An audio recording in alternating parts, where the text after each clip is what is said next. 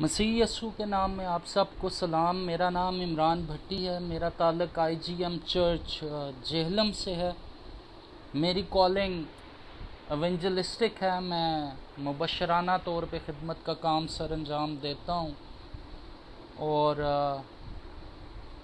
خداوند کا فضل مجھ پر نو عمری میں ہوا، لیکن بطور انسان اس خون اور گوشت میں رہتے ہوئے متعدد دفعہ میں گرا، لیکن خداوند کے فضل کے باعث آج میں پھر سے خداوند کی خدمت کے لیے کام کر رہا ہوں، اور خداوند کا فضل میری زندگی میں سے خود سے کام کرواتا ہے۔ یہ یوٹیوب پر میسج شیئرنگ کا مجھ پر بہت پہلے سے بوجھ تھا، تقریباً آج سے 1.5-2 سال پہلے اس چیز کا مجھ پر بوجھ خداوند کی روح کی طرف سے ڈالا گیا، لیکن میں نے اس چیز کو فالو نہیں کیا۔ لیکن اب چونکہ بوجھ کافی زیادہ ہے، اور خداوند چاہتا ہے کہ میں کلام کی خدمت کو سر انجام دوں اور قوموں، امتوں اور قبیلوں تک خداوند یسوع مسیح کی گواہی کو پہنچاؤں۔ آپ سب لوگوں سے گزارش ہے کہ ویڈیو کوالٹی اتنی اچھی نہیں ہے، میرا فون اتنا نیا نہیں ہے، جس کے باعث ویڈیو کی کوالٹی آپ کو اچھی مناسب فیل نہیں ہوگی۔ اس کے لیے میں معذرت خواہ ہوں، اور خداوند کے روح نے آج میرے دل پر ایک خاص بوجھ رکھا ہے، کیونکہ خداوند کا روح ہم سے رنجیدہ ہو جاتا ہے، اور جب خداوند کا روح رنجیدہ ہوتا ہے تو وہ اپنے کلام کو، اپنی باتوں کو ہم تک پہنچاتا ہے۔ وہ اپنا میسج ہم تک کنوے کرتا ہے۔ اس میسج کو ہم کس طرح اپنی زندگی کے اندر امپلیمنٹ کرتے ہیں، اسے کس طرح اپنی زندگی کے اندر رائج کرتے ہیں، یہ ہم پر ڈپینڈ کرتا ہے۔ خداوند ہم سے باتیں کرتا ہے۔ خداوند کا کلام 66 کتابوں کے اوپر مشتمل ہے، اور ہر ایک کتاب کے اندر انسان کے لیے نور اور ہدایت موجود ہے۔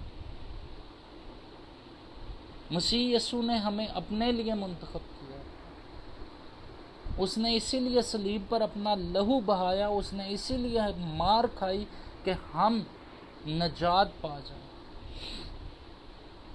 لیکن از حد افسوس کے ساتھ اس بات کا ذکر کرنا چاہوں گا کہ ہم کلیسیان مسیح کے بدن نے، جو آج کے دور حاضر کے اندر موجود ہے، اس فضل کو ناچیز جانا، اپنے تمام تر برے کاموں کو بھی ہم فضل کے تحت لے آتے ہیں۔ ہم کہتے ہیں خداوند کا فضل ہے، لیکن خداوند کا روح آج مجھ پر بوجھ ڈال رہا تھا، اور اس کلام کو میں آپ سب بہن بھائیوں کے ساتھ، بزرگوں کے ساتھ، جو لوگ اس ویڈیو کو دیکھ رہے ہیں، ان تک خداوند کے کلام کو پہنچانا چاہوں گا۔ میں 2 کرنتھیوں کا خط 7واں باب 10ویں آیت کو آپ کے سامنے پڑھوں گا۔ کیونکہ خدا پرستی کا غم ایسی توبہ پیدا کرتا ہے جس کا انجام نجات ہے، اور اس سے پچھتانا نہیں پڑتا، مگر دنیا کا غم موت پیدا کرتا ہے۔ یہ ایک انقلابی آیت ہے جو پالوس رسول کی معرفت ہم تک کتاب مقدس میں سے پہنچی ہے۔ خداوند کے کلام کے بارے میں سے ہم بہت سی اقتباسات کلام مقدس میں سے سنتے ہیں۔ چرچز کے اندر بیٹھے خدا کے خادموں کے منہ سے ہم سنتے ہیں دعاؤں کے اندر کہ خداوند کا کلام ہمارے راہ کے لیے روشنی اور قدموں کے لیے چراغ۔ خداوند کا کلام بیابانوں کو ہلا دیتا ہے، آگ کے شعلوں کو چیر دیتا ہے۔ خداوند کا کلام ہر ایک دو دھاری تلوار سے زیادہ تیز اور موثر ہے، جو بند اور گودے کو جدا کر کے گزر جاتا ہے اور روح اور بدن کو جدا کر دیتا ہے۔ پالوس رسول دوسرے کرنتھیوں کے خط اس کے 7ویں باب کی 10ویں آیت میں کچھ ایسی انقلابی بات کر رہا ہے جس کو سمجھنے کی ضرورت ہے کہ خدا پرستی کا غم ایسی توبہ پیدا کرتا ہے جس کا سبب نجات ہے، جس سے نجات پیدا ہوتی ہے، اور اس سے پچھتانا نہیں پڑتا، مگر دنیا کا غم موت ہے۔ جب بنی اسرائیل کوہ سینا کی وادی کے اندر موسیٰ کا انتظار کر رہے تھے، ان تمام افراد نے جو خدا کی طرف نگاہیں نہیں لگائے ہوئے تھے، ان کو دنیا کا غم کھا گیا۔ انہوں نے دنیا کی روشوں کے اوپر اپنی تمام تر سوچوں کو مرکوز کیا۔ انہیں مصر کے تمام اچھے کھانے، اچھے لباس اور بستر یاد آ رہے تھے۔ انہیں خدا کی فکر نہیں تھی جو خدا انہیں مصر سے نکال کر اپنے قوت بازو کے بل پر باہر لے آیا۔ جب ہم بنی اسرائیل کا ذکر کرتے ہیں اور مصر کا ذکر کرتے ہیں تو ایک بات میں آپ کی خدمت میں گوش گزار کرنا چاہتا ہوں کہ مصر اس وقت کا سپر پاور تھا۔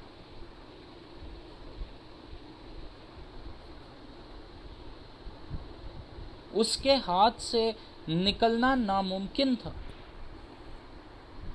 خدا نے 10 آفتیں مصر کے اوپر نازل فرمائیں، اور وہ 10 آفتیں مصریوں کے 10 خداؤں کے ساتھ مطابقت رکھتی۔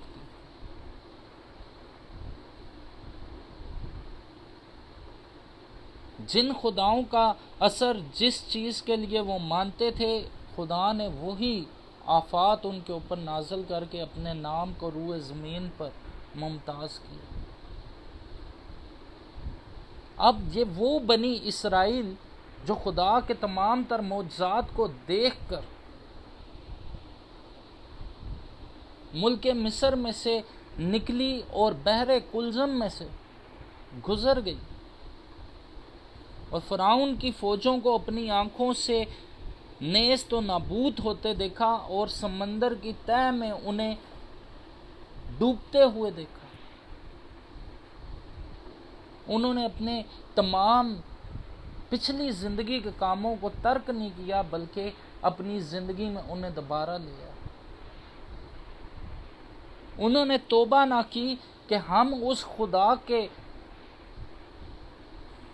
تعلق میں ہیں، ہم اس خدا کے سایہ میں ہیں جو ہمارا خدا ہے، جو ہماری حفاظت و نگہبانی کا تمام ذمہ لے کر ہمیں ملک مصر سے لے کر چلا ہے، اور وہ ہمیں اس ملک میں پہنچائے گا جہاں پر دودھ اور شہد بہتا ہے۔ انہیں دنیا کا غم کھا رہا تھا۔ خدا کا بندہ موسیٰ، مرد خدا، پہاڑ کے اوپر 40 دن سے موجود تھا۔ بنی اسرائیل اس بات کو بھول گئی کہ مرد خدا موسیٰ احکامات کو خدا سے لینے کے لیے اوپر گیا ہے۔ وہ بھول گئے تھے اس بات کو۔ اس کے برعکس انہوں نے اپنی روش کو اپنے اوپر حاوی کیا اور خدا کے احکامات کو ناچیز جانا، کیونکہ دنیا کی خواہشات ان کے اندر جنم لے۔ جو کچھ وہ مصر میں دیکھتے رہے وہی چیزیں ان کے اندر دوبارہ سے امڑ آئیں۔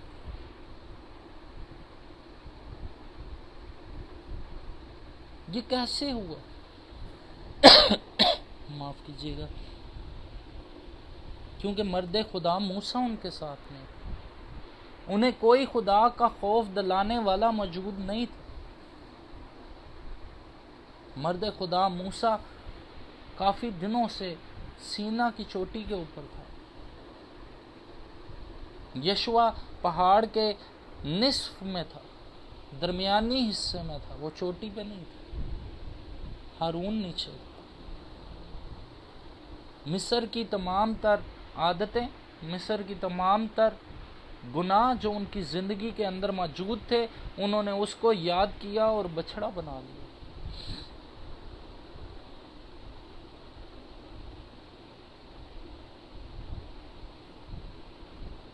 اور جب بچھڑا بنایا، موسیٰ نیچے آیا، کیونکہ انہوں نے ناچ اور رنگ شروع کر دیا۔ ناچ اور رنگ کے اندر وہ اتنے محو تھے کہ ان کو اتنا علم نہیں تھا کہ خدا کا جلال اس پہاڑ کے اوپر ہے۔ خدا ظلمت میں سے موسیٰ کے ساتھ ہم کلام ہو رہا تھا، اور تمام عہد، تمام احکامات ان کے لیے موسیٰ کو دے رہا تھا۔ موسیٰ نیچے آیا، یشوع نے کہا کہ شاید بلوے کی آواز ہے۔ موسیٰ نے کہا کہ یہ نہ تو بلوے کی اور نہ کسی اور چیز کی، بلکہ یہ ناچ اور رنگ کی آواز۔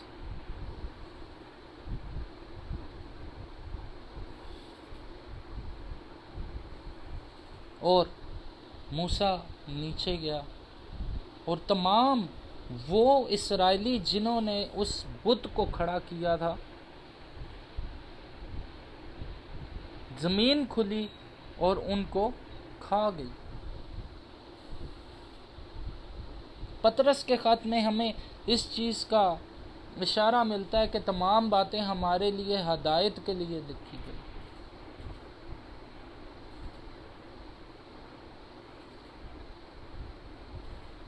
کیونکہ تمام پرانے عہد نامے کی کتابیں ہمارے لیے نور اور ہدایت ہیں، ہمارے لیے عبرت کے لیے یہ تمام تر واقعات کتاب مقدس کے اندر درج ہیں۔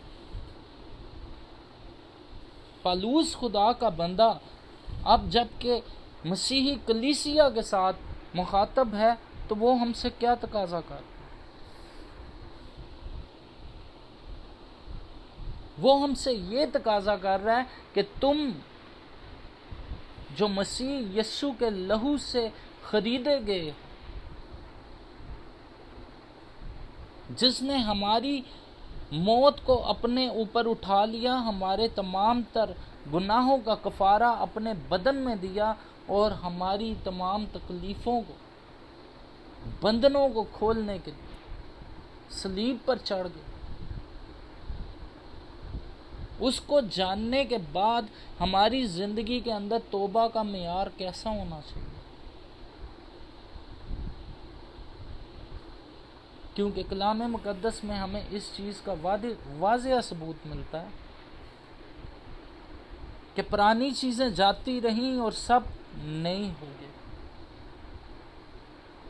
ہم مسیح یسوع کو قبول کرنے کے بعد کیا نئے ہو گئے؟ کیا ہمارا لائف سٹائل، ہمارے بولنے کا انداز، ہمارا چال چلن اس قابل ہو گیا کہ ہم مسیح یسوع کو اپنی زندگی سے پیش کریں؟ کیا ہم اس جہاں کا نور ہیں؟ کیا ہم اس زمین کا نمک ہیں؟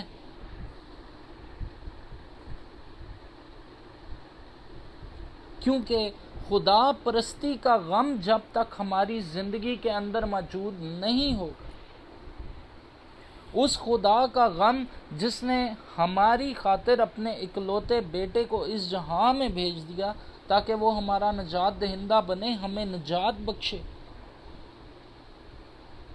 خدا کو ہرگز یہ پسند نہیں کہ ہم ہلاک ہوں۔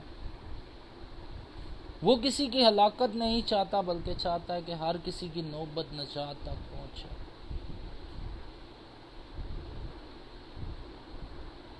وہ ہمارے لیے غم رکھتا ہے. لیکن خدا ایک ایسی ہستی ہے جس میں پاکیزگی ہے.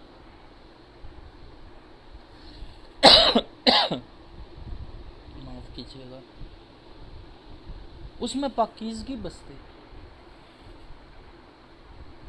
اس میں ذرا سی بھی تاریکی نہیں ہے.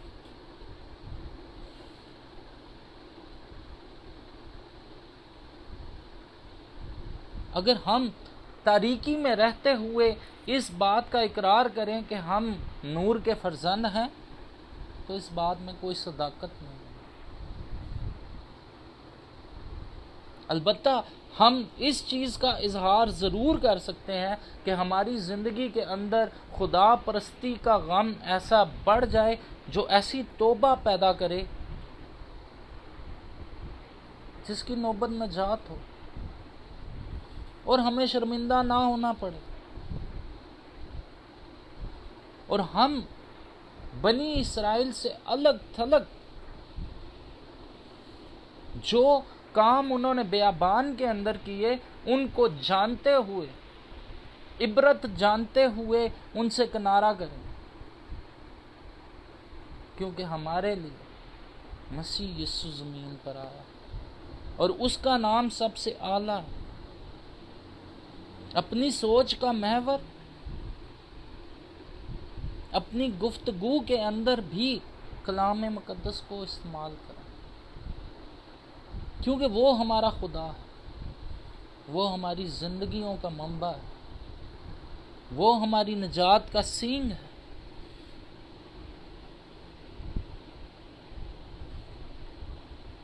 تاکہ ہم خدا تعالیٰ کے فرزند بن کر اس زمین کے اوپر یسوع مسیح کے جلال کو اپنے بدنوں سے ظاہر کریں اور دنیا کے اندر قوموں، امتوں اور قبیلوں تک مسیح یسوع کی اس عظیم قربانی کی گواہی کو لے کر جائیں کہ اس نے ہمارے لیے کیسے بڑے کام کیے.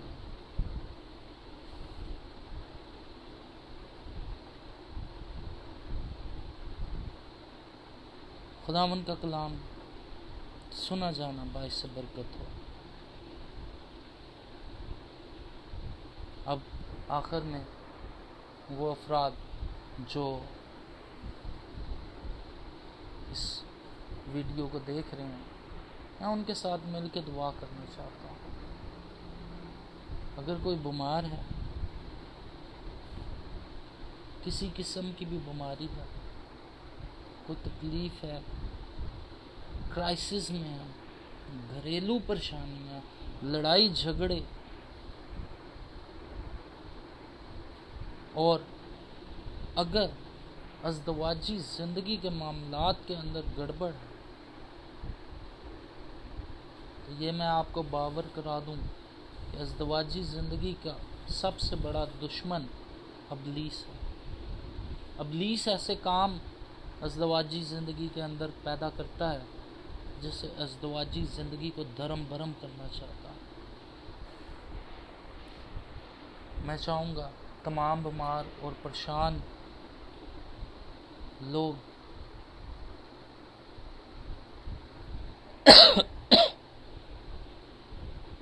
اس دعا میں ضرور شامل ہوں. مسیح یسوع میں زندہ جلالی پاک خدا، تیری تعریف اور تمجید کرتا ہوں کیونکہ تو ہی تمجید کے لائق ہے.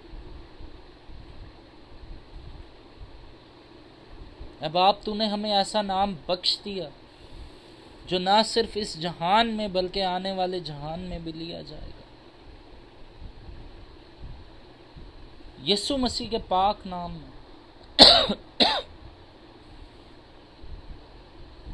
تمام دیکھنے والے بہن بھائیوں، بزرگوں کی زندگی پر تیرے جلال کو چاہتا ہوں.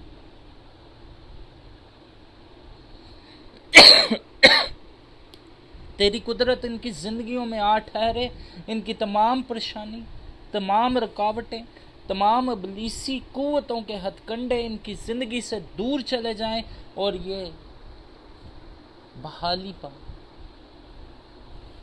یسوع کے نام میں باپ تجھ سے منت کرتا ہوں، ان زندگیوں کو چھو، ان کے بدنوں میں جو کوئی بیماری ہے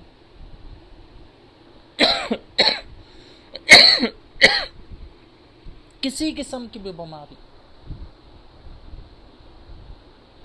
وہ امراض جو اس دنیا کے ڈاکٹر ناقابل علاج کہتے ہیں، ان بیماریوں کو دور کر دے، تمام تاریکی کی حکومتوں کے اثرات، شیطانی قوتوں کے اثرات اور ابلیسی قوتیں یسوع مسیح کے نام میں جاتی رہیں اور تیرے لوگ برکت پائیں۔ اپنے لوگوں کو چھو اور پاک کر دے۔ یہ دعا مانگتا ہوں تیرے بیٹے خداوند یسوع مسیح کے نام میں، آمین۔ Thank you very much for your time. اگر آپ کو ویڈیو پسند آئے اسے لائک کیجئے گا اور چینل کو بھی سبسکرائب کیجئے گا تاکہ آپ کو آنے والی ویڈیوز کا نوٹیفیکیشن مل جائے اور آپ خداوند کے کلام کو سن سکیں، اور پلیز اگر ویڈیو پسند آئے اسے شیئر بھی ضرور کیجیے گا۔ خداوند آپ سب کو برکت دے۔